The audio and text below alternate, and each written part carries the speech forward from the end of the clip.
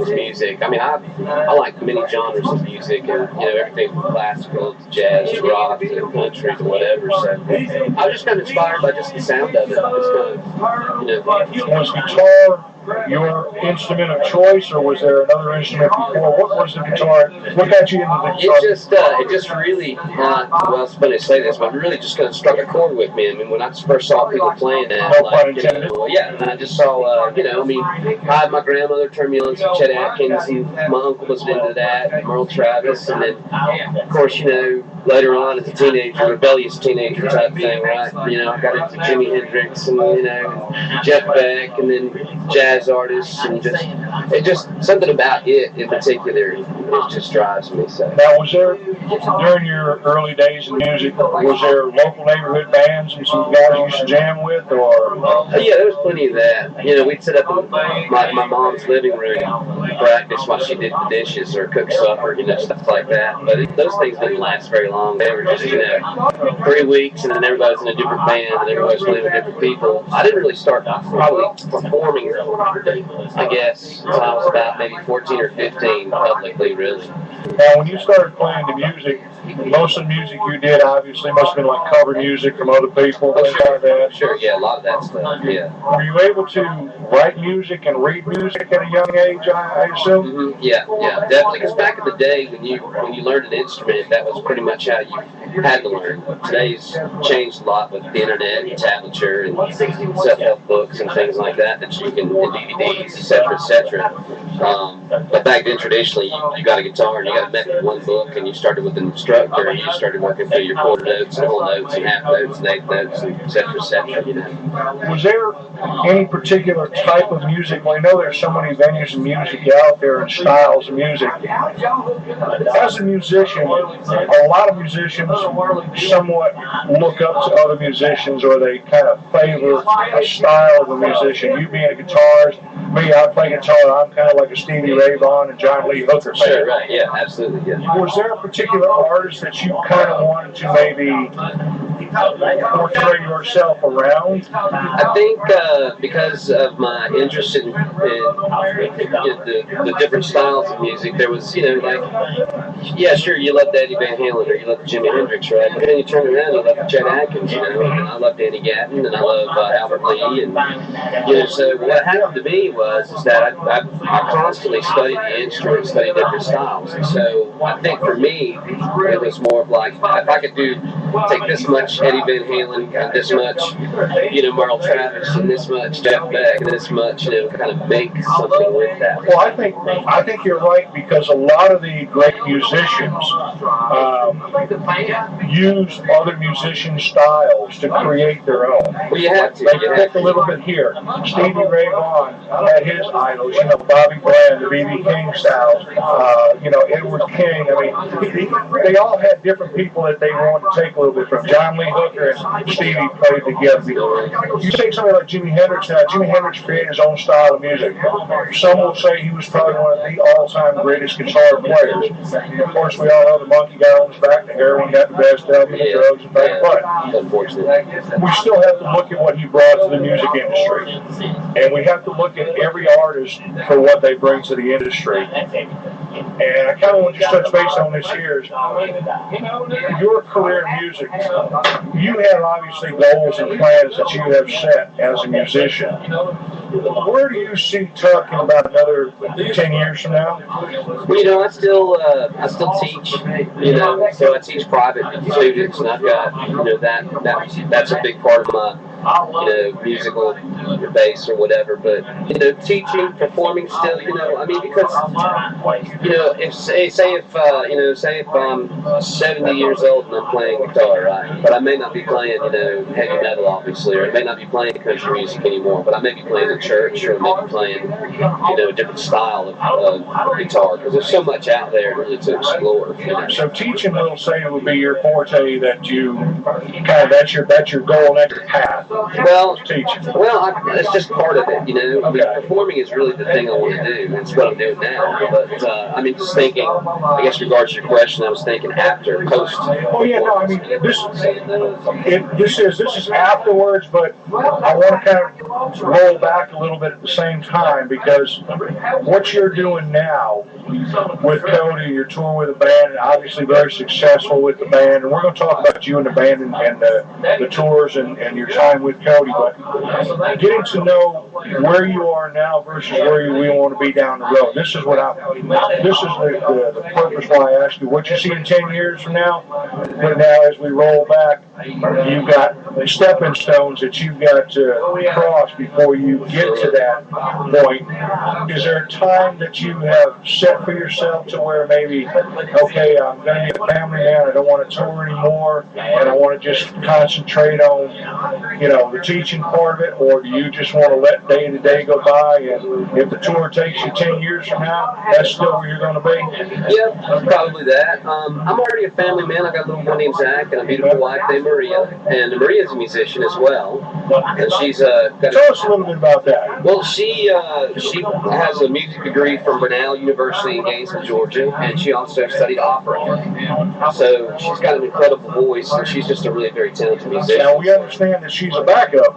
She sang backups on Let's Get Dirty. Okay. And then also she does shows with us, you know. Okay. And she can't go on every tour, you know, because of we had a little boy, so somebody's got to be there to take care of him, you know. But so when I'm doing this and I'm off the road, I'm still very much involved in, you know, taking care of, you know, my son and being a good husband and a good father. Well, let's talk a little bit about family involvement and your career on the road here.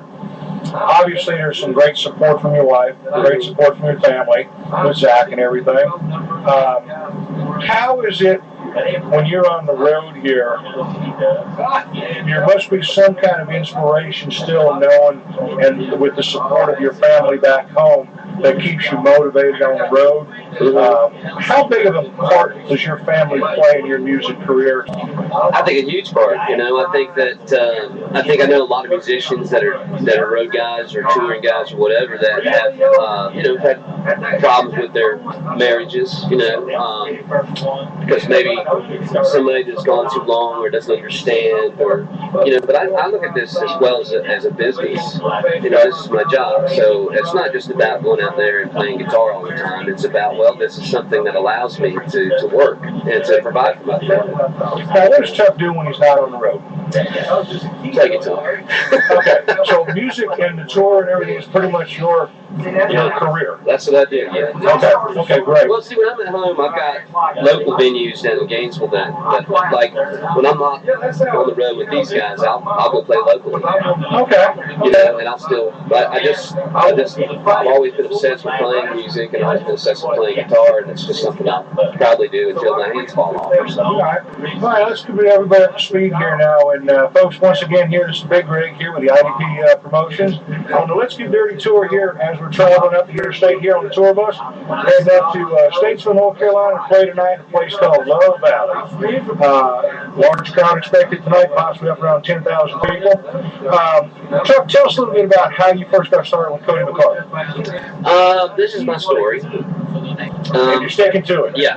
Well, it's kind of unusual because I mean these opportunities to perform in touring bands are very hard to come by, especially if you don't live in an area, say a city like New York or Nashville or something, or you know where you can you know you're in the now and you know the buzz and you can go find out who's doing what. A lot of this stuff is very networked. You know, somebody knows somebody or somebody knows somebody or somebody. So a lot of guys like me just don't have the opportunity necessarily to jump on a tour. Well, there's a foundation in Gainesville called the John Gerard Foundation that I'm a part of, and it's a songwriter foundation. And I've been working for them for years, and it's based around John Gerard, He was a great songwriter. I think he had 11 #1 hits, and then his best friend Bruce Birch had, I think, 5 #1 hits, something like that.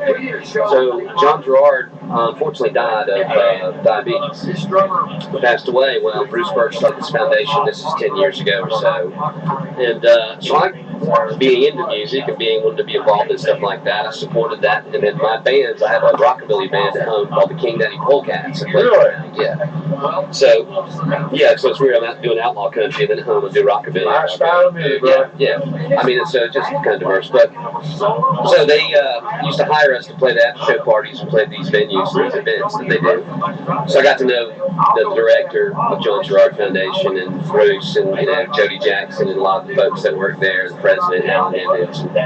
And so Jody Jackson knew Cody, and Jimmy Dormeyer, who's a great player and a good guy, just decided he wanted to move on and do something different, so they kind of lost him, and so they went on a hunt looking for a guitar player. Well, they had like 5 dates, but they had to hurry up and get somebody, and so they called Jody, because Jody was really connected. He used to work for Y106, used to be a station manager or programmer or something, promoter down there, and so they knew each other. So Cody called him and said, "You got any Nashville guys?"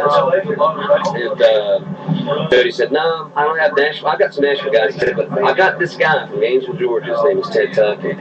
He's a great guitar player, good guy, blah, blah, blah, whatever." And told Cody about me, and Cody said, "Well, just send me somebody." So he called me, and he said, "Hey, do you want to go on the road with Cody McFarland?" And I said, "Yeah, sure, I'd love to do that." And he said, I said, "Well, I need to talk to my family. How much time do I have, to decide?" And he said, "You got about 20 minutes. That's like a little pressure, a little crunch. I said, "Let me make a quick phone," because they're hunting, they're out there hunting. But that's the music industry. Yeah, somebody could say yes. There's, if I step off this bus, which I'm not, but if I step out of here, there's 10,000 guys waiting behind me to do the same thing, So anyway, I got that gig. My first show was in Raleigh's Rednecks and Longnecks up in Minnesota, St. Cloud, Minnesota.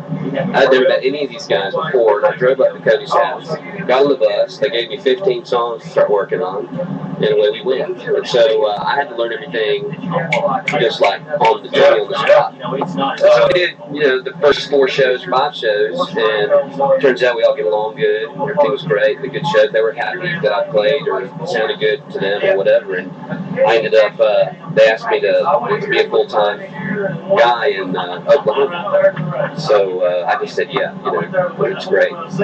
So it's been a roller coaster ride from the beginning, and now it's a smooth, steady ride. It's a lot of fun touring to me. I mean, but I'm different than a lot of people. I've got a nice family, and I've got support, so it's a lot different for me. How's your wife and the family feel about you touring and being on the road in such short notice like that? I mean, how did that transition go across with the family? My wife and Marie and I have been married 10 years, been together 13 My wife's name is Marie, too. Yeah. Right. And so, and my mom, and my parents and her parents and stuff, and everybody knows me, knows that this is all I really ever wanted to do, is just play music. And so, when the opportunity rose up, there was really, a great deal of support. Yeah, you got to do it. It's a good opportunity. You need to get out there. Cody's music's great. So it's what you want to do. So I just didn't have any kind of, really negative feedback on it, really. So, and then my son, being on the road, is different nowadays than it was back in the day. A long time ago, musicians had payphone or hotel phones to try and contact their families. Well, I've got an iPhone and a smartphone, and I can get a video pictures to her like instantly, text, call. So you still have that bond whether you're on the road or you're at home. One thing I do that's kind of cool is I bring my laptop, and when we stay at the hotel, I use the Wi-Fi, and I put the laptop on Skype. Yeah, there you go. And then I just leave it on. And so she'll have her computer on at the house, and I can watch my son, and he's eating snacks and watching TV, and I can hear her in the kitchen. So it's a good family relationship. That's great. Time that you've been, how long you actually been with Cody now? 8 months. 8 months, okay.